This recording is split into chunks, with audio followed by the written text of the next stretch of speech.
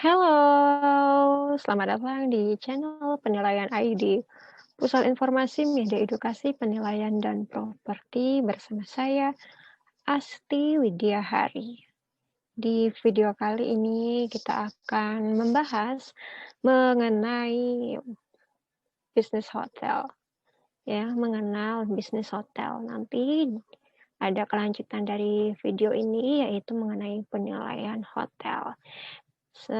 Sehingga ini ada satu seri ini terdiri dari 2 video ya dalam rangka membahas penilaian hotel secara singkat aja, dan memang ini ditujukan pertama untuk penilai yang baru bergabung menjadi penilai, dan yang kedua untuk yang ingin menilai hotelnya supaya tahu seperti apa atau dari mana penilai berangkat untuk menilai hotel ya.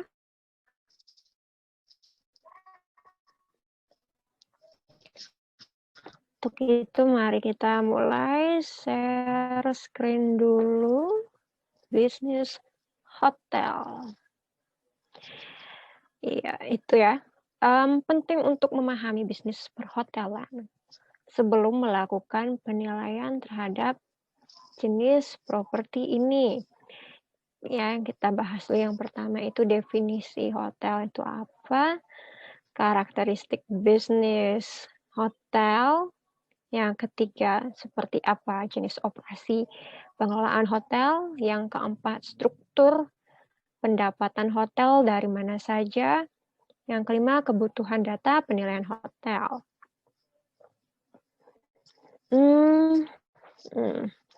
Oke.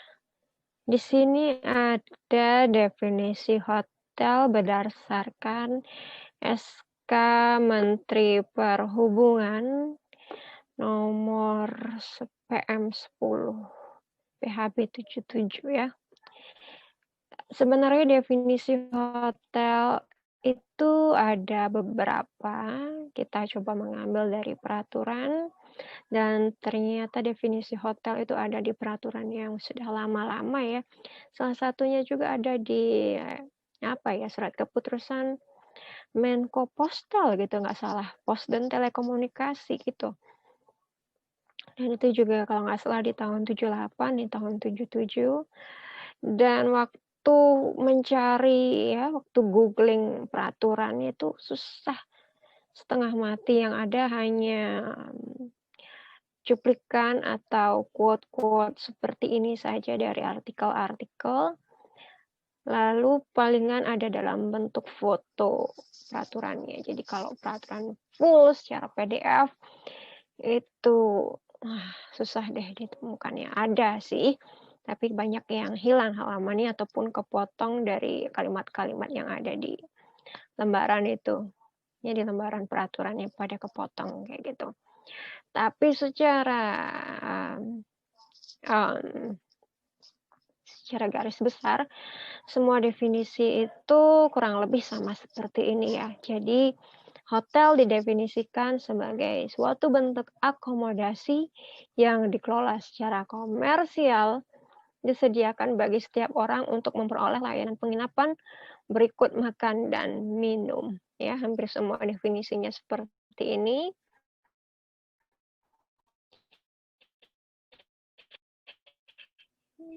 Disebutkan beberapa kali ya, ada pelayanan penginapan berikut makan dan minum, dan penginapan ini adalah satu kesatuan yang tidak terpisahkan dari bisnis hotel ya. Kemudian kita bahas karakteristik bisnis hotel.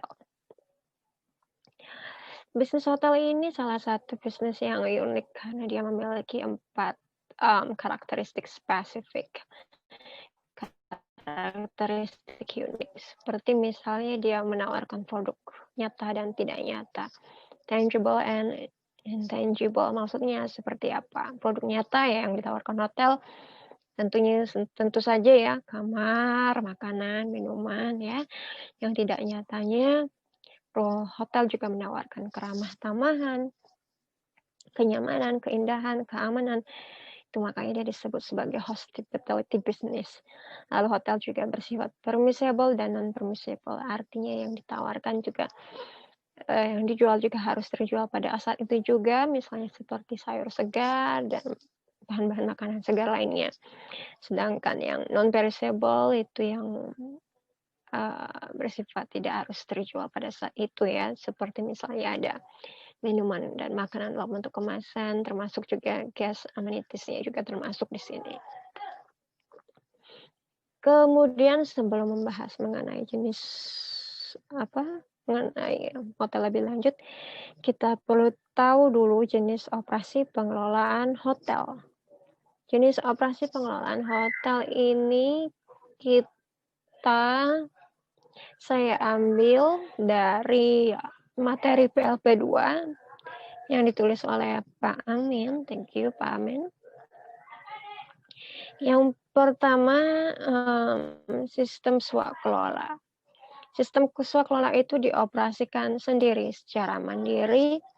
Ini biasanya untuk hotel-hotel yang kecil atau yang bisa sekolah sendiri. Lalu yang kedua, joint venture atau JV.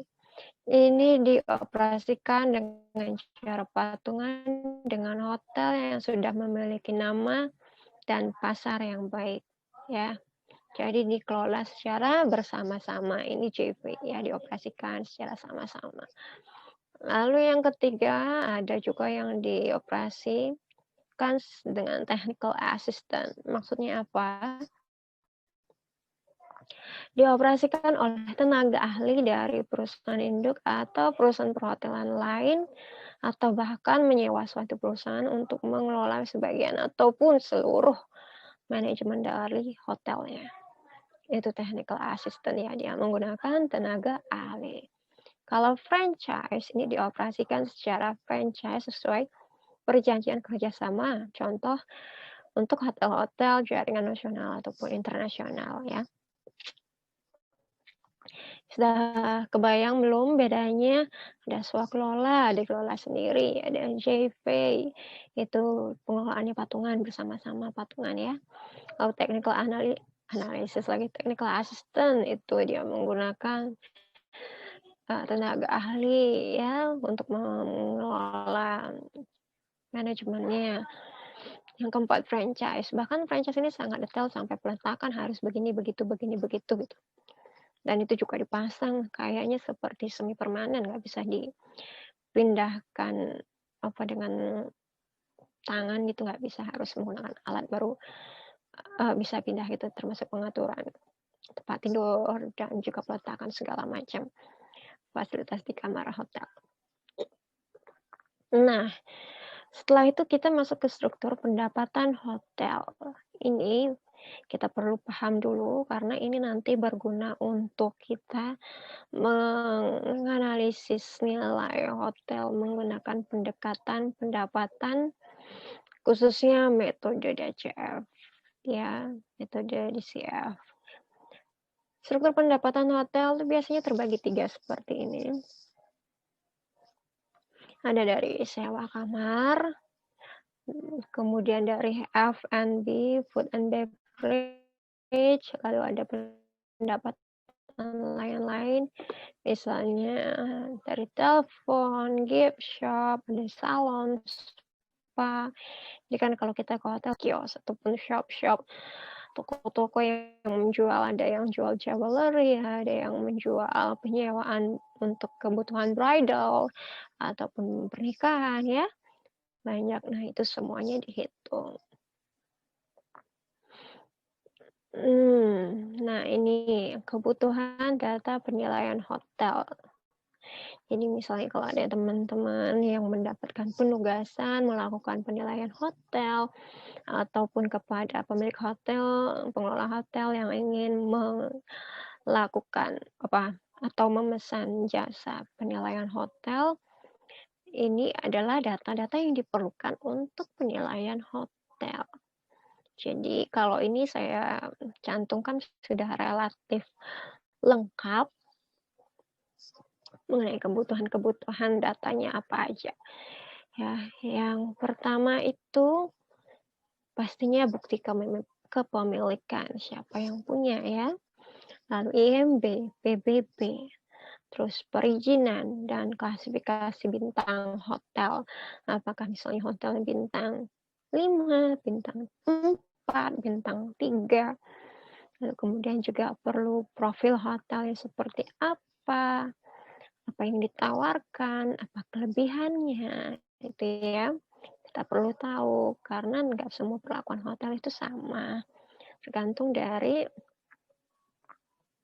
fokus poin penjualannya itu apa.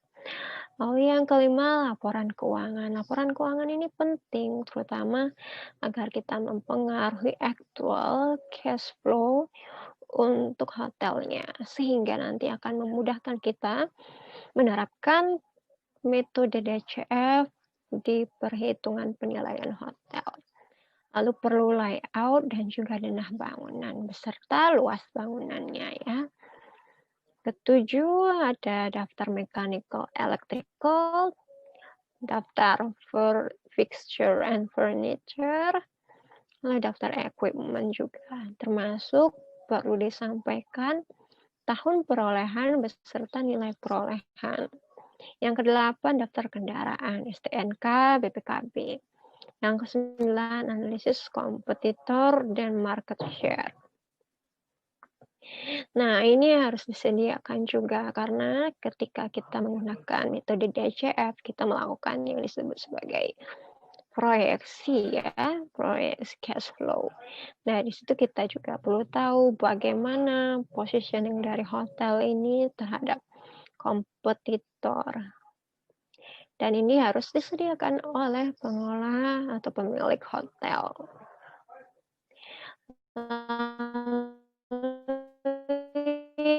Yang ke-10 adalah business plan. Harus menyediakan juga nih business plan hotel seperti apa ke depannya, mau seperti apa kan, bagaimana itu ya. Nah, ini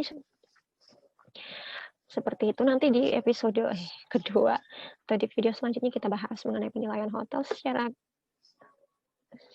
singkat dan sederhana. Terima kasih sudah menonton video ini. I hope you find this video helpful to you. See you next time on the next video. Goodbye.